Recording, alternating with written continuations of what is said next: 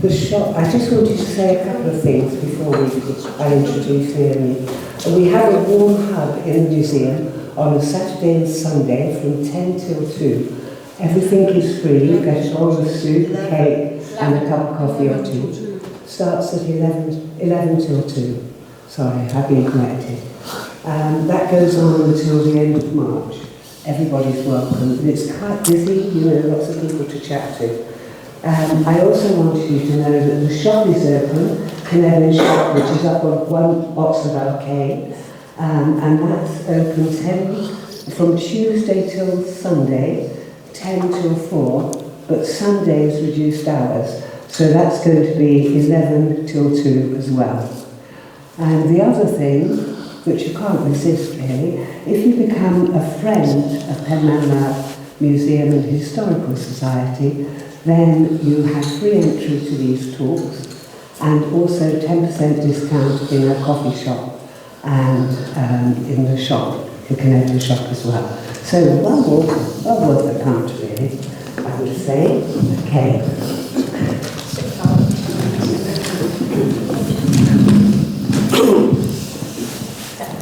Just an overview of Eryri. It's one of the most culturally and historically layered landscapes in Wales, where landscape, biodiversity and cultural heritage have thrived together for millennia. When we talk about managing the heritage assets, we're really talking about caring for everything that makes this place special: archaeology, built heritage, living traditions, language, dialect, and the deep relationship between people and landscape. Naomi is going to tell us about what it's like to try and manage these assets. Naomi Jones is Director of Land Management at Eryri National Park. She studied history at Aberystwyth University and heritage management at the Ironbridge Institute. In her current role, she's responsibility for wardening and conservation, trees and agriculture and cultural heritage. Naomi's worked for the National Park, for the Park Authority since 2007, mainly working in cultural heritage on a breadth of projects such as place names, I'm not sure how to say it. Ysgwrn, I think, is it? The Canadian Landscape Project Scheme and Dolgellau Townscape Heritage Project. Naomi's a mum and has 2 children, and she lives in the Lee. Naomi, thank you so much for agreeing to come all this way on a dark night to talk about the heritage assets of Eryri. Thank you.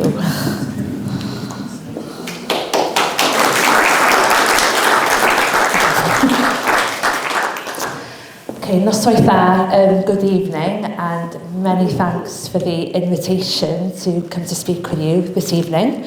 I've gotten to know some of you over the last few years through our work with the Penmanmouth Museum, working on the Carneddau Landscape Partnership Scheme. And I'll be talking about that scheme, as you would expect, a bit this evening, but also showing maybe how the scheme relates to other areas of the National Park and some of the other projects that we work on, and the breadth of projects, I suppose, because cultural heritage is massive, and it's to do with anything and everything that involves human interaction with a landscape. And that can include all kinds of things, such as listed buildings, archaeology, language, poetry, visual art. The breadth is huge. So I'll try to do my best to capture that this evening. But I thought that I'd start by reading just one verse it's a Welsh language poem by Eifion Wyn, a well-known Eryri poet who lived in Porthmadog, and one of his best-known poems was composed to Cwm Pennant, one of the National Park's most beautiful valleys, but also one of its most remote and quiet and that's very much one of Eryri's special qualities, is the remote element of the national park. But Ifan Wyn also composed poetry to most months of the year, including January. And over the last few weeks, we've had some really lovely crisp weather. Not so much today, admittedly, but this poem really resonates for the time of year. Wysion nawr yn oer a thwarig yn wyn, a pha beth a wneithost I ddŵr y llyn. Mae iar fach yn hesg yn cadw neu thu, heb le I fordwyo na throchi neu fflu. I think it's important to celebrate the elements of cultural heritage that aren't necessarily always tangible. And it can often be these intangible elements of cultural heritage that can act as the jam or the glue that holds everything else together. Because, as I'll hopefully be able to convey this evening, the National Park can mean so many different things to so many different people. And we all need something different to be able to relate to in order to understand something or to appreciate something. And that thing will be different to everyone. So to me, being able to hear, see, understand the way that another person has related to the place can often make me think differently about it or make me think how I relate to it. So for me, poetry and literature is one of the strongest ways of being able to do that, and I'm sure that you will have your own perspectives on what those things may be. So we'll start with a couple of quite dull slides just to get us started, and then we'll move on to the more exciting things. But this is really important. Why do we look after cultural heritage in the first place? Well, national parks in England and Wales are duty-bound to follow or adhere to two statutory purposes. The first is to conserve and enhance natural beauty, biodiversity and cultural heritage. And the second is to enable people to appreciate and learn about and enjoy the special qualities of the national park. If I asked all of you here this evening, what are the special qualities of Eryri, I'm sure we'd come up with a huge list of different qualities. You might have a childhood memory of a holiday or a school trip, or having spent time in a specific place in the national park. You may be a keen mountaineer and really enjoy going to certain locations. You might have a painting that you particularly enjoy. There might be a place name, there might be a song. There could be a real breadth of things. There might be biodiversity that you really appreciate. And those special qualities are really limitless, although, as you'll see shortly, we do try to define them so that we know what to work with. But then national park authorities also have a third duty.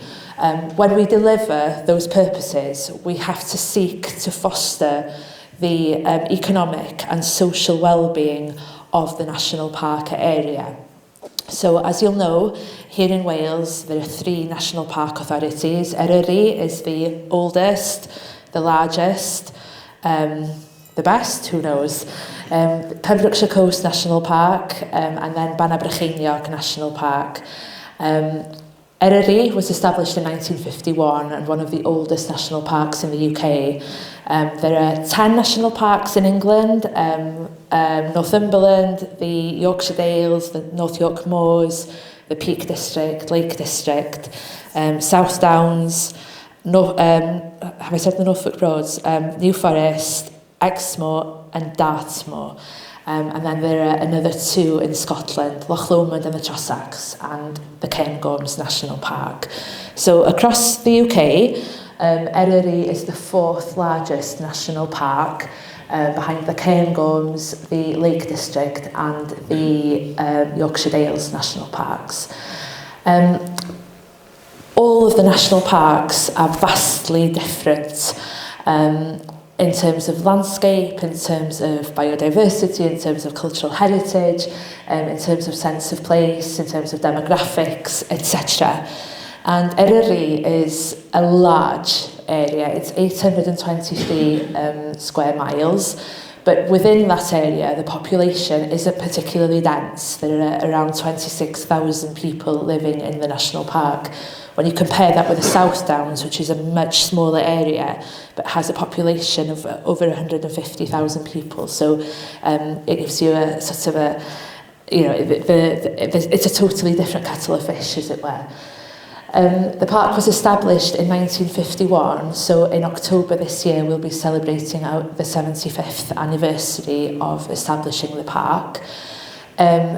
Eryri is a place where the majority of the population is Welsh speaking, around 58% of the park population speaks Welsh. That increases to well over 70% in several communities around the national park. We're known, of course, for our high summits. Eryri, the highest summit in Wales, is the I suppose the best known summit in Eryri, but there are a total of 9 mountain ranges in the area. But equally, we have 23 miles of coastline. So if you're familiar with the Dafydd Iwan song, Mewn Wlad I Mi, o gopa'r Wyddfa lawr i'r Treitha. So we have that really diverse landscape from the highest uplands down to the coastline, as it were.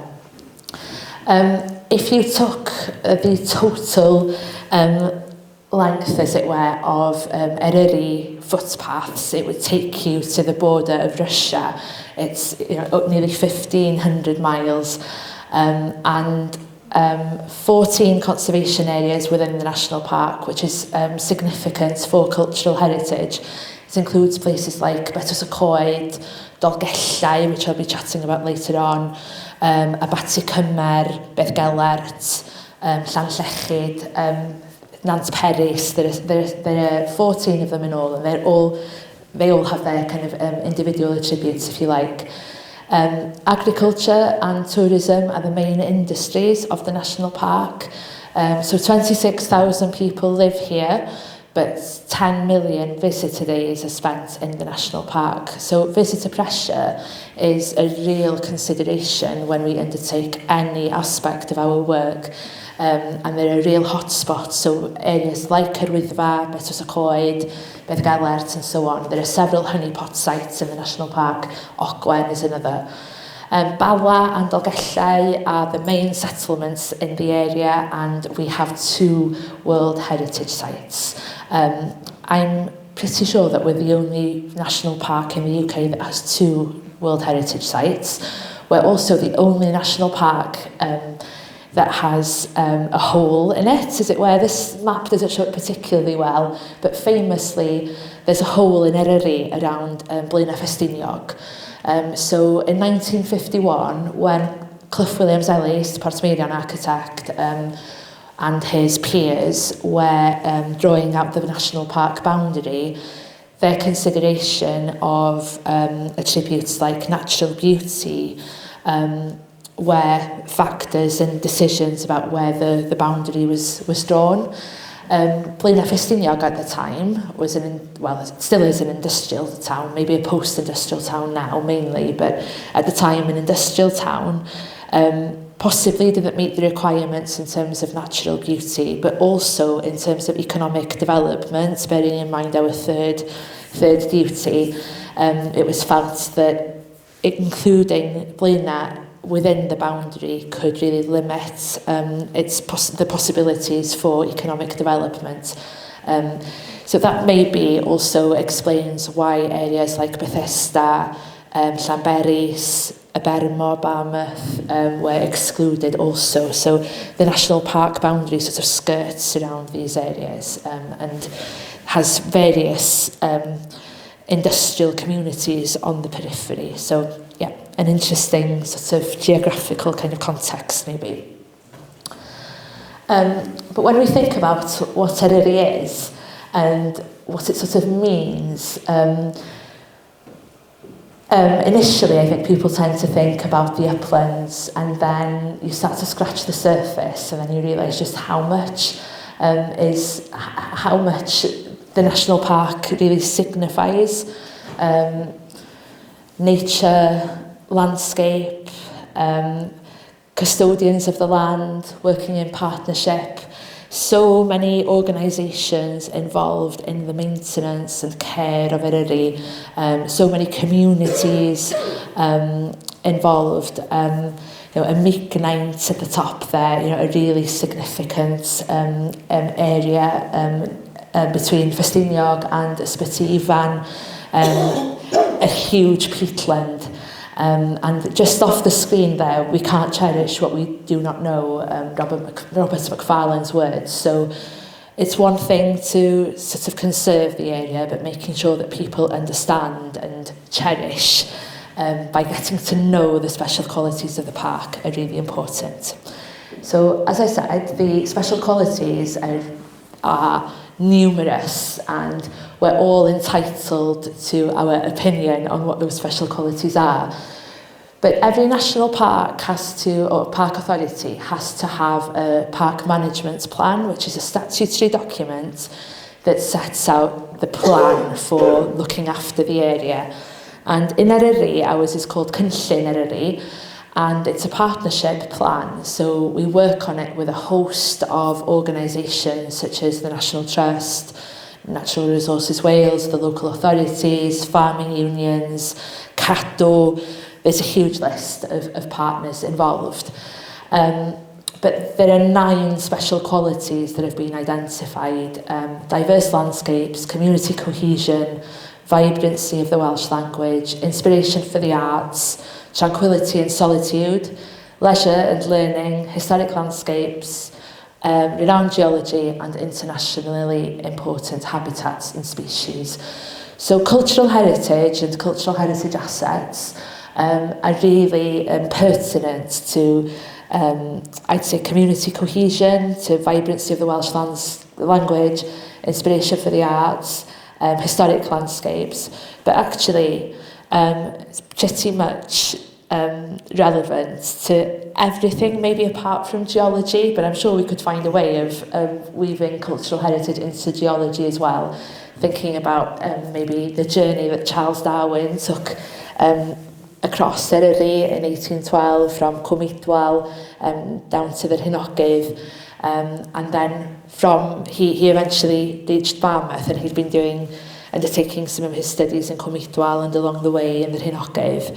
And then he left Barmouth to go back to Shrewsbury, where there was a letter waiting for him, inviting him to board the Beagle, and then the rest is history, as it were. So it's said that his experiences in Eryri, and especially in Cwmidwal, really helped to inform his scientific studies thereafter. So, cultural heritage really is something it's just relevant to everything, and it's all around us.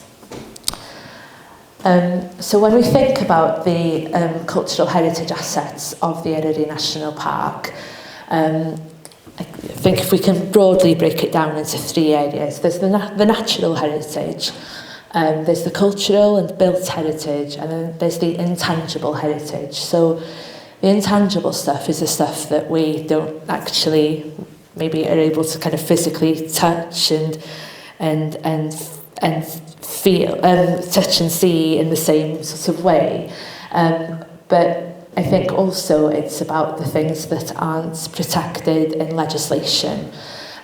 So it's the things that we have to care for by persuading people, by educating people, by inspiring people, that these assets are important, and that they, despite there not being any legislation to protect them, as it were, that they are equally significant to our cultural heritage, to our national park, to our identity as people who live and work in the national park. And that's a really important part of the work that we do. Does anyone recognise the building on the right? the Ynys Slate Mill in Cwmstallen. So it's a part of the Slate Landscape World Heritage Site, and you'll see it again shortly. It's a marvellous building. It's both listed as a building and also it's a scheduled monument. So it's sort of doubly significant, if you like, and it's owned by the Park Authority.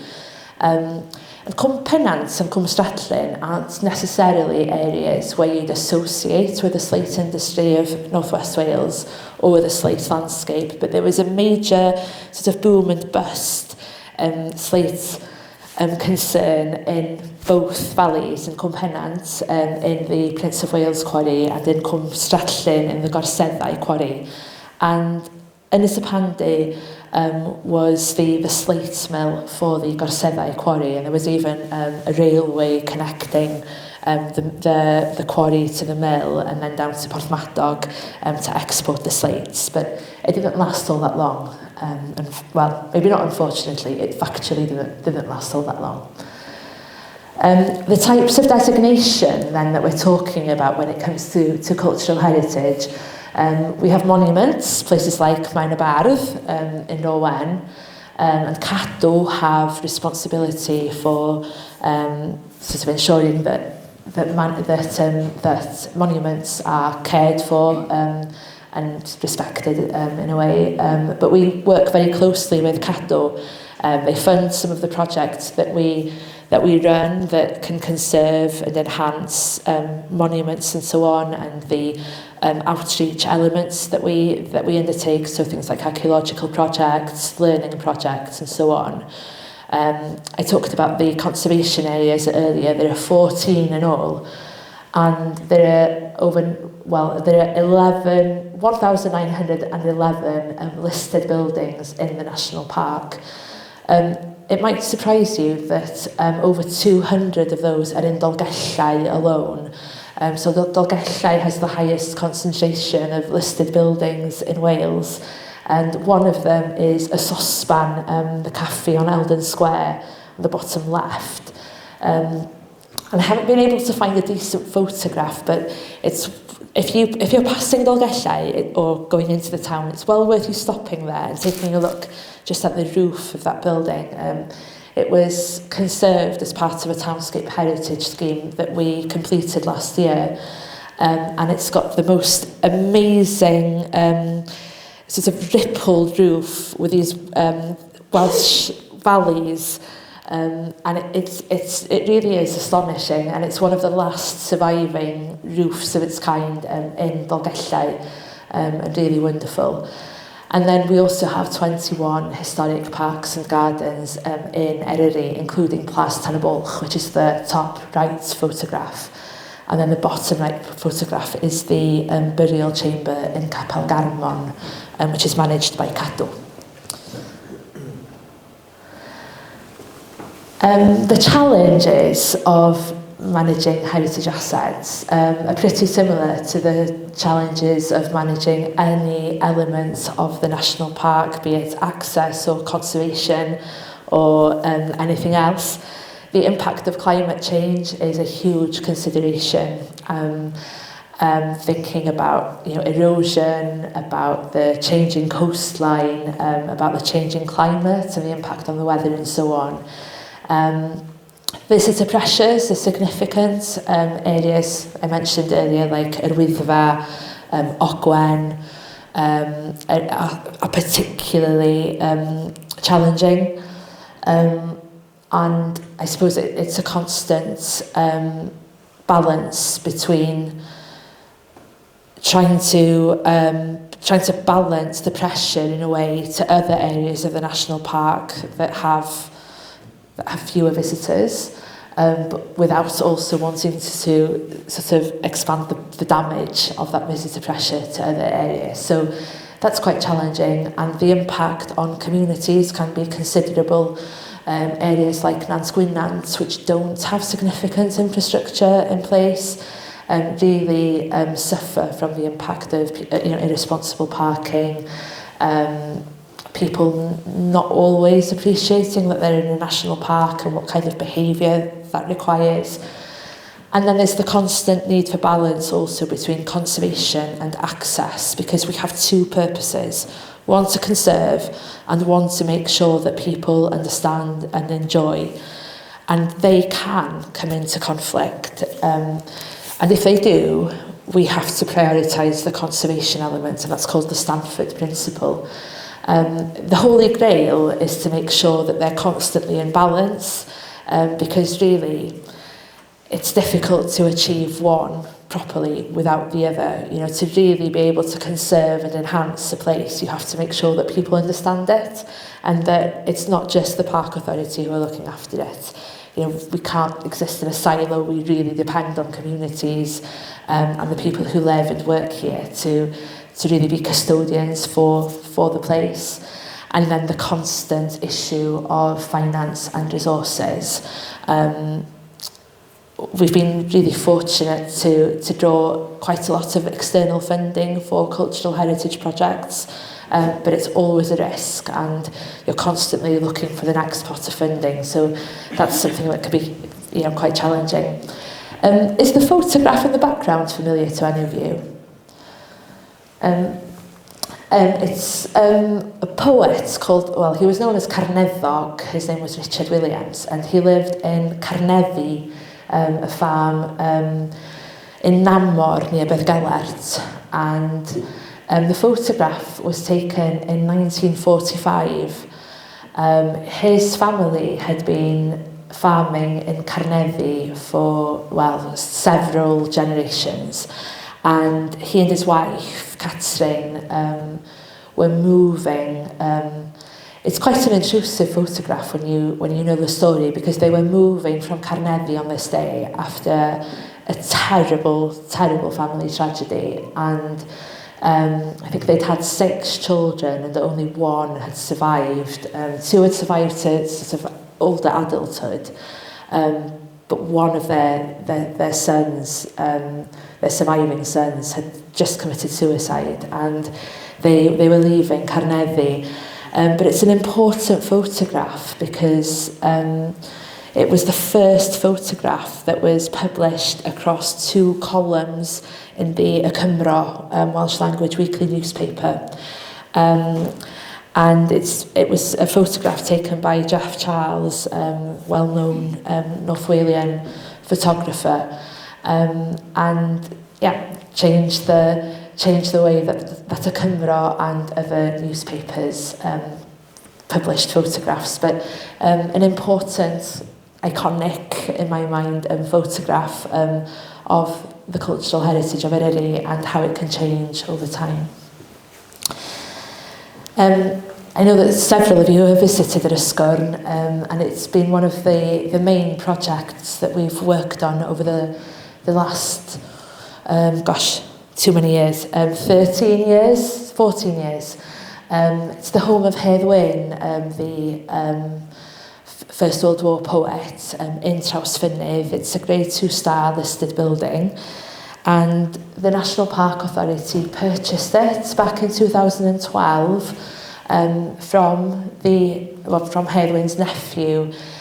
He was the last of the family to have lived there. His name was Gerald Williams, and Gerald and his brother and other members of the family had cared for Yr Ysgwrn, having made a promise to their grandmother to keep the door open. And that's very much the byline for our work at Yr Ysgwrn. It's keeping the door open and maintaining the legacy that Hedd Wyn and his family had created. Because really, Yr Ysgwrn is as much about the act of keeping the door open now as it is about Hedd Wyn and his life and legacy. But really, it was a total game changer in the way that we as an authority worked with cultural heritage, because, you know, understandably maybe there were questions at the time about what on earth has this got to do with a national park? You know, how is this to do with, you know, access and conservation and so on? But in terms of the inspirational landscape, in terms of inspiration for the arts, cohesive communities, bringing people together, it's achieved so much, and it's been a real it's been a huge honour really to be a part of, because to be a part of the legacy of Gerald sort of transferring over to the national park, but then also to see so many people coming in to learn about and to enjoy the national park in a totally different way to how they may have engaged with it previously. I always talk about clipboard and cagoule syndrome, because so many young people especially, their first experience of the national park might be on a geography field trip, and to a lot of people that's amazing, and that's exactly how they immerse themselves in natural heritage and cultural heritage, and it's a really amazing way of learning. But to other people, they find it really awful to be outside in the rain and in the wind and in the cold. And really we should be open to providing different opportunities to engage with different special qualities of the national park.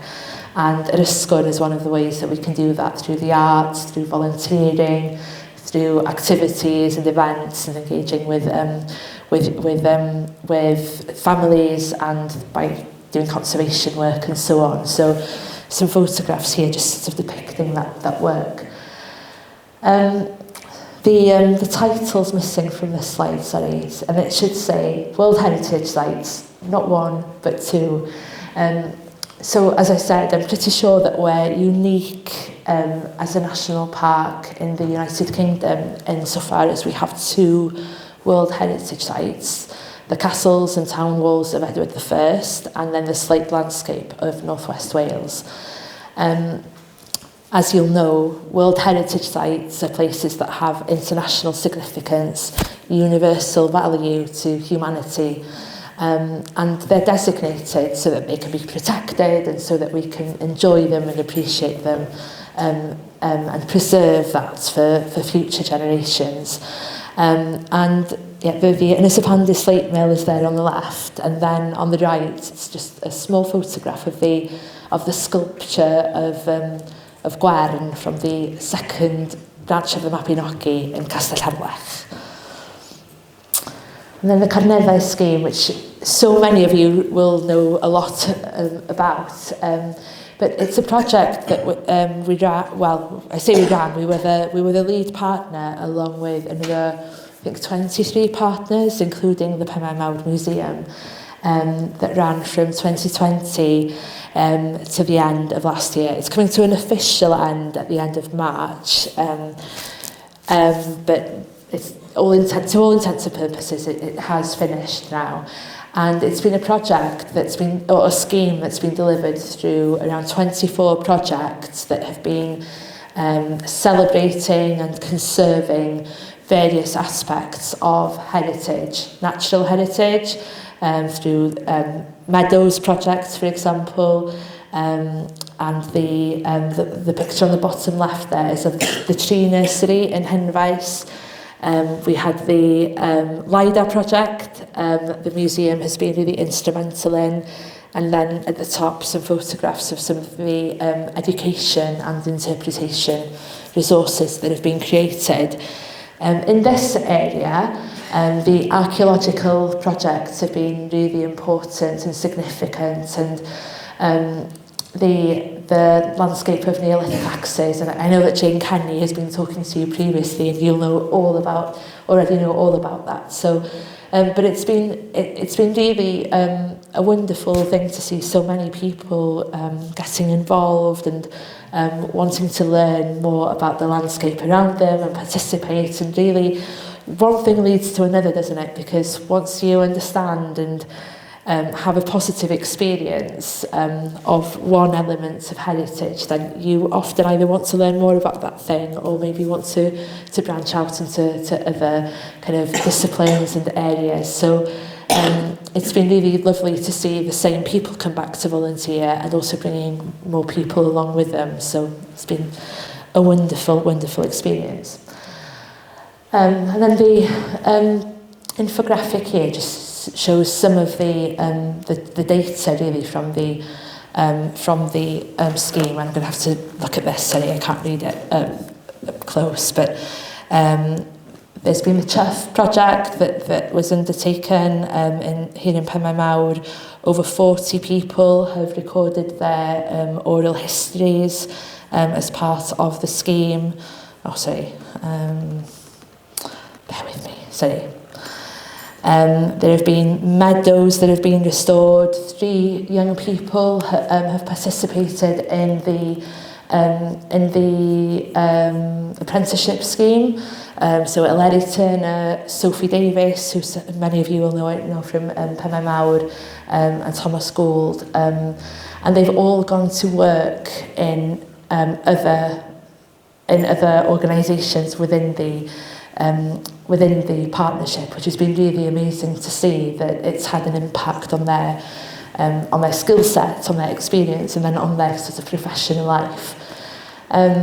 And then it's also led to the Park Authority taking on apprentices in other areas. So we currently have an apprentice working in forestry.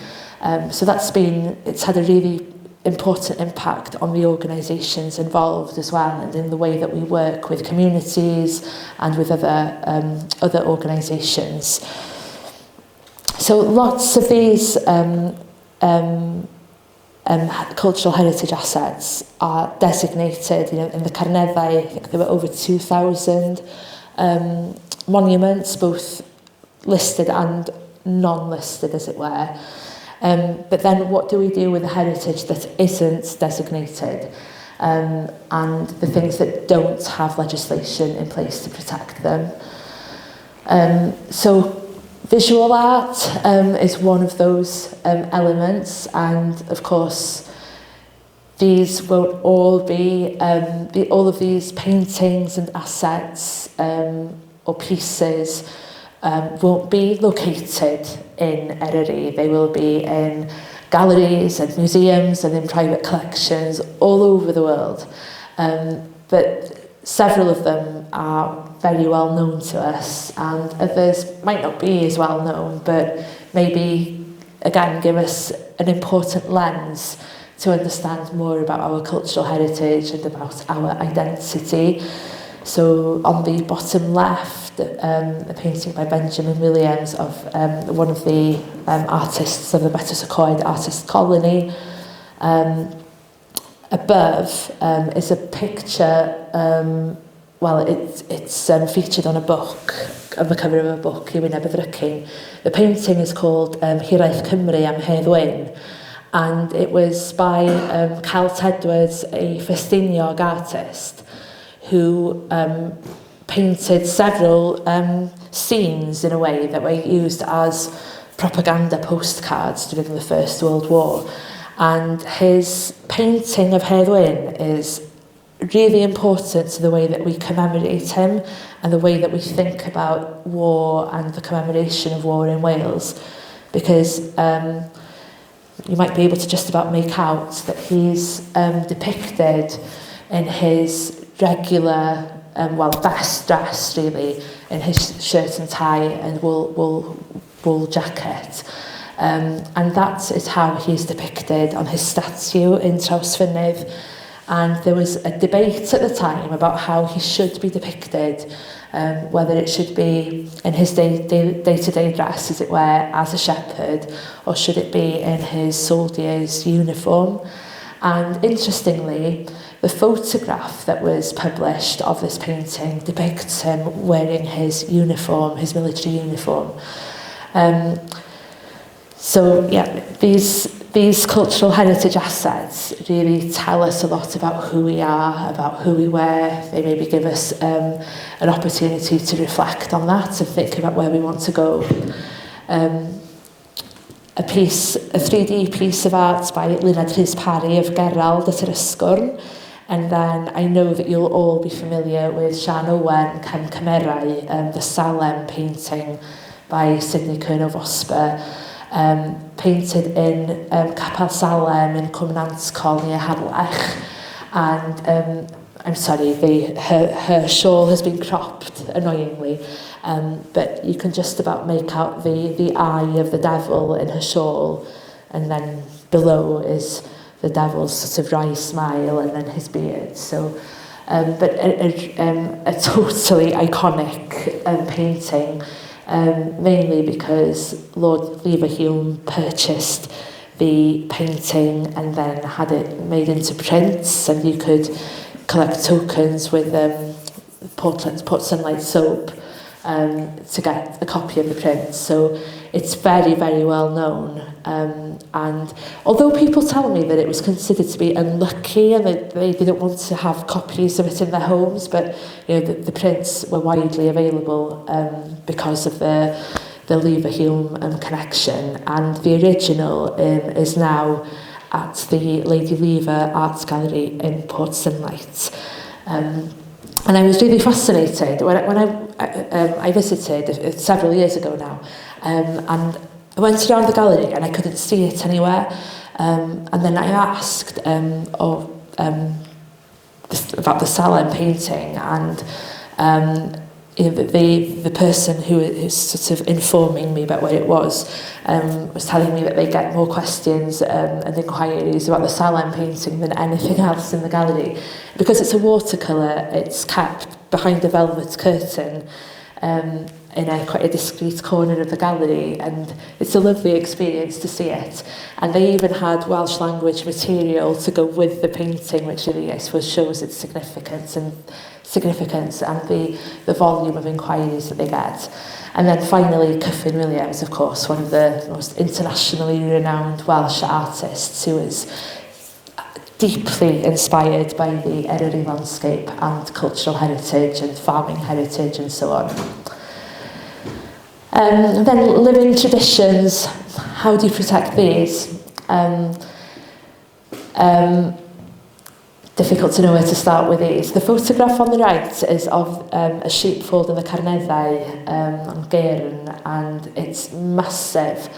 It's very significant, and conserving it is going to be part of the Carneddau Landscape Partnership Scheme Legacy. We're working with the graziers of the Llanllechid Common to complete that project.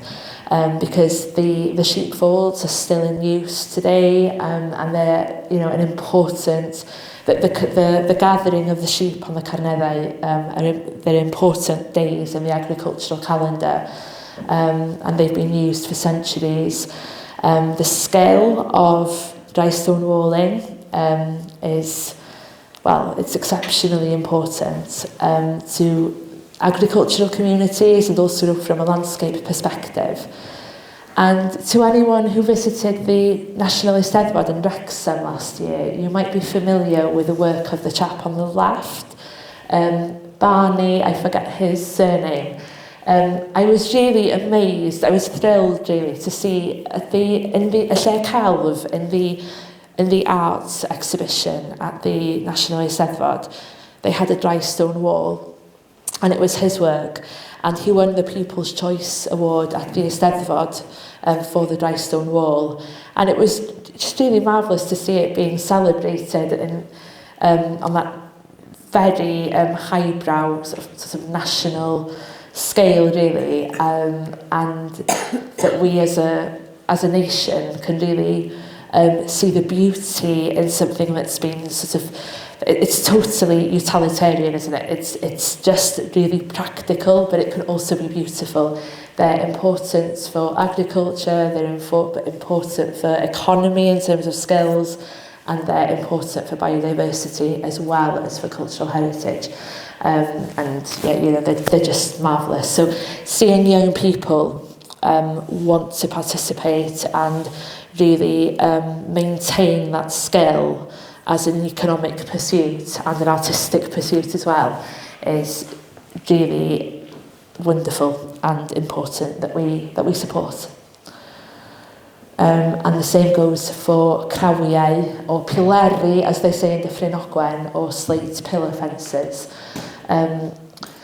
We've been running a series of traditional skills courses, working with dry stone walling, slate pillar fencing, lime work, and we're hoping to branch out into traditional roofing and so on. So that's a Welsh Valley on the roof of a saucepan in Dolgellau.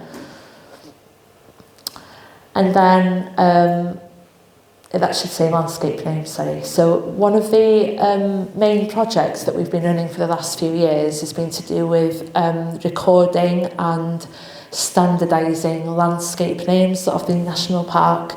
So working with Ordnance Survey and the Welsh Language Commissioner to make sure that the names recorded on Ordnance Survey maps are correct, both in terms of the spellings and so on, because mistakes have happened and they can be really damaging when they do happen. But then there have also been examples of anglicisation of names that some people argue shouldn't have happened. So the work that we're doing to standardise is to try to analyse the historic value, if you like, of the names, and then setting recommendations for the names that should be included in Ordnance Survey maps. But Ordnance Survey mapping policy means that not every landscape name is recorded on Ordnance Survey maps. So, for example, they don't record field names on their maps because field names can change from generation to generation. And also there'll be smaller landscape features, if you like, that won't be recorded. So we've been undertaking mapping work in communities. We've worked in, I think, 15 communities to date since May 24, and over 6,500 names have been recorded. So in sessions like this one in Llanllechid, we print off huge maps, and then people come in with their information, and it can be in the form of just names that they will write on the maps. They may have photographs that are pertinent. They may have other documents that we can use. And then we've also been doing some interpretation work by, this is a wall down in Penrhyn Pool in the south of the park, and some wool blankets that have been produced by Anna Pritchard, a textile artist in Dyffryn Ogwen, and her exhibition of those blankets is starting in Oriel Pas Glynyweddo in Llanbedrog this Sunday if you're in the area. But it's important to bear in mind that cultural heritage doesn't exist in a vacuum. As I said at the beginning, I think of it as the jam or the glue that really helps to bind things together, that helps to give an added dimension maybe to the other special qualities of the park. It really helps it's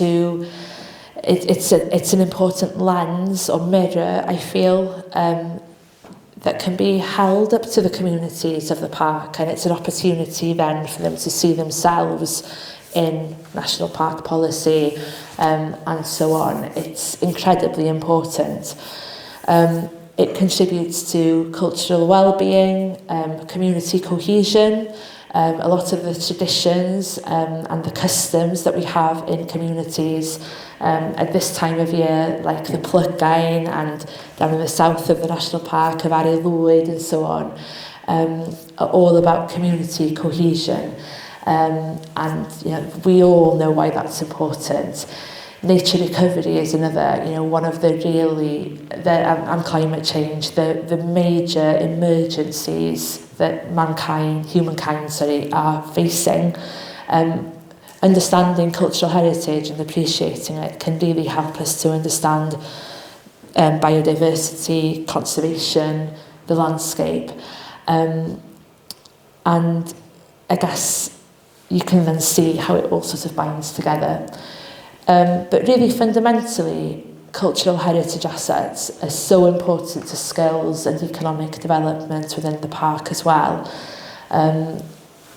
Like the dry stone walling, the slate pillar fencing, maintaining these skills and making sure that there are well-paid, good career paths available using those skills is great, well, it's critical really to make sure that we're able to enable young people to continue living in the area, and also to make sure that those special qualities of the park, like dry stone walls, are maintained for future benefit as well. Back to the photograph. And then this was an article that appeared in The Guardian a few weeks ago in November. It was talking about nature connectedness, and that Britain's considered to be one of the least nature-connected nations in the world. But the fact is that if we're well connected to nature, it means that we're usually well connected to place. And if you can understand why, you know, a specific thing is important in a place, and it could be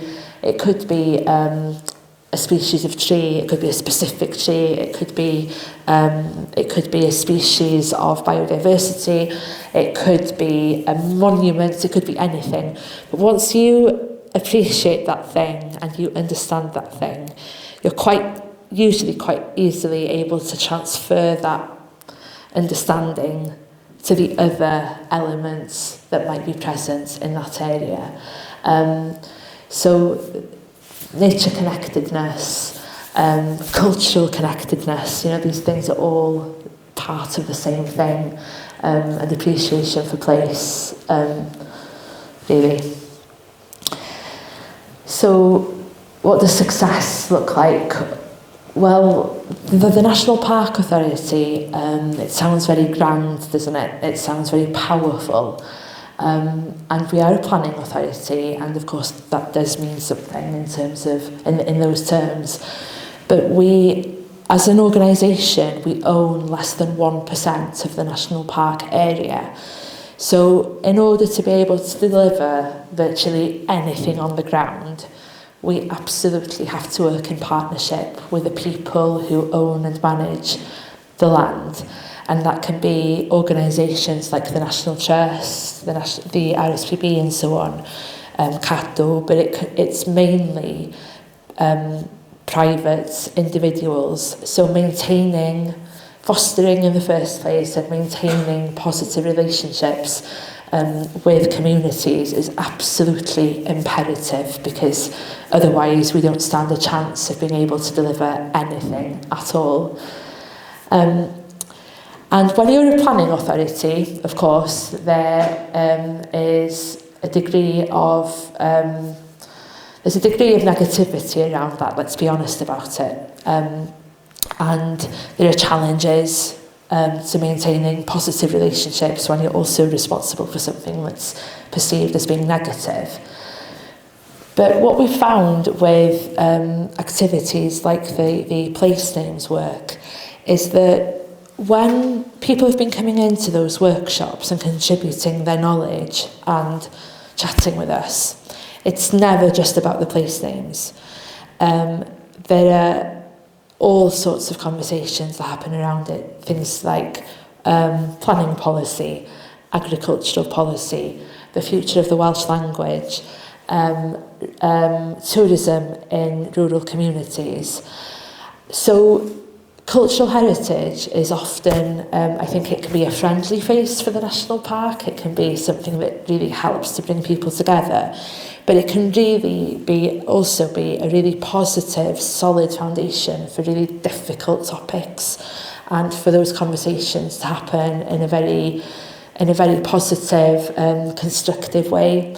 And I think it's something that we should be doing more and more of as an organisation, and really trying to embrace those opportunities.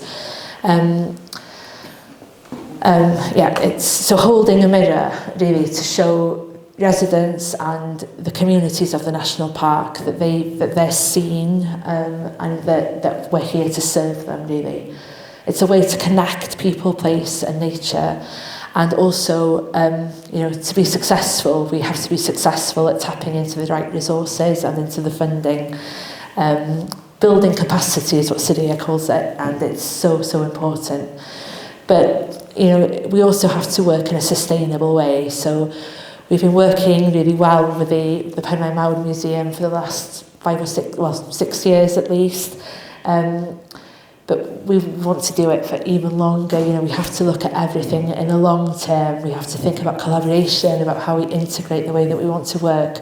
So we'll be continuing to work with you throughout the legacy period and making sure that we are able to sustain what we've sort of built over the last 6 years.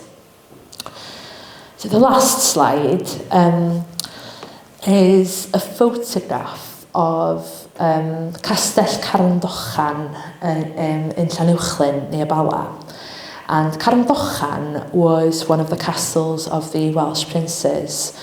Just out of shot is Llyn Tegid, just over there. And the Gwynedd Archaeological Trust, about, it was maybe 12, 15 years ago, did some excavation work at Carndochan. So for those of you who maybe know the road from Dolgellau to Bala, it would be on your left-hand side as you approach Bala, and it looks like a prominent hill. And when you get to the top, you can see that there are lots of stones there. So it doesn't look like a castle anymore, sadly. But the Gwynedd Archaeological Trust got some cadw funding about 12, 15 years ago to do some excavation work there. And on the very last day of the dig, they found the arch of the entrance into the castle. And a couple of years later, they got some more funding to go back, and we did some work with them at Carndochan. I spent, I think more or less 2 weeks there taking groups of young people up to see the site and to try and explain how this mound of rocks could be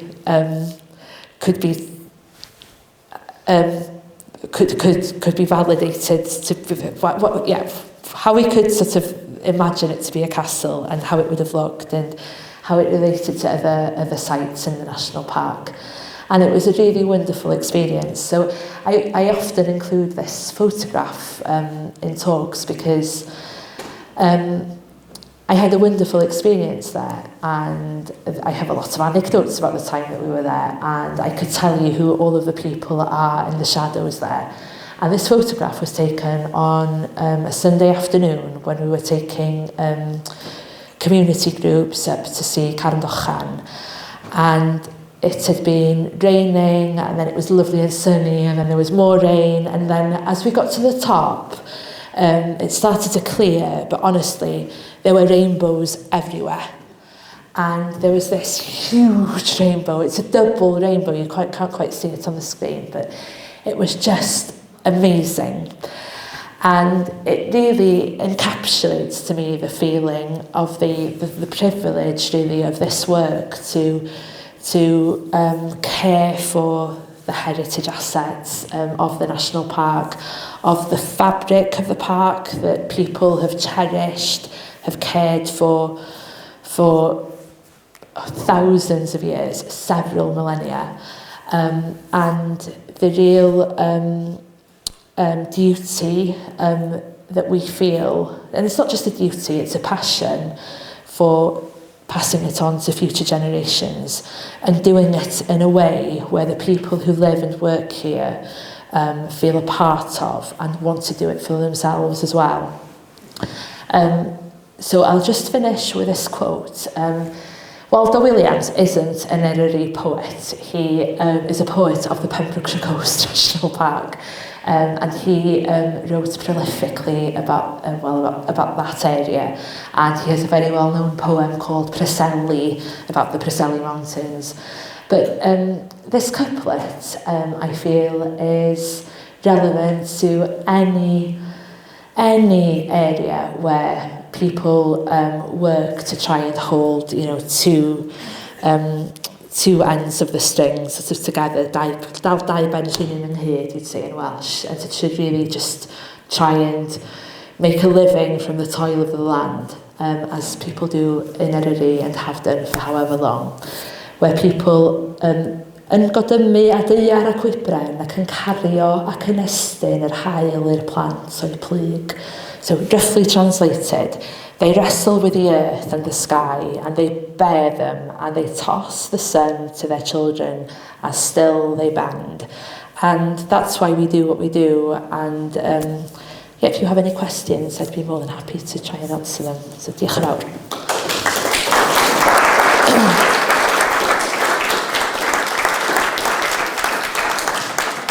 Thank you very much, Naomi. That was wonderful. Any questions? We, as a museum, have benefited greatly being in partnership with you. As have we. And the part of the Connector scheme with you involved, and some of your, Sophie certainly, have been involved with the activities we've been running in Eden Hall.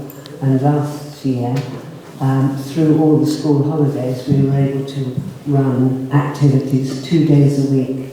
And I think the numbers that came through those schemes were about 600. Amazing. Yeah, it was really wonderful. So thank you very much for that.